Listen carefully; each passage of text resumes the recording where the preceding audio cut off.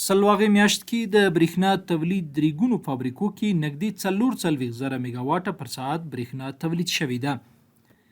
د برېښنا تولید ماهیپر، سروبي او نغلو درې واړو فابریکو کې تیرې سلواغې میاشت کې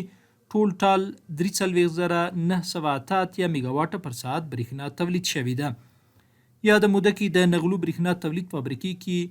20,202 میګاواټه پر ساعت، د سروبي برېښنا تولید فابریکې کې 15,448 میګاواټه پر ساعت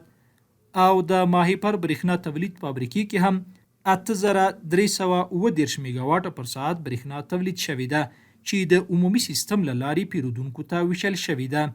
د افغانستان برېښنا شرکت ځایي مسؤلینو له لوري د برېښنا تولید فابریکو اړوند بندونو، اوبو منظم مدیریت او د تجهیزاتو پر وخت ترمیم سره اوس تر بل هر وخت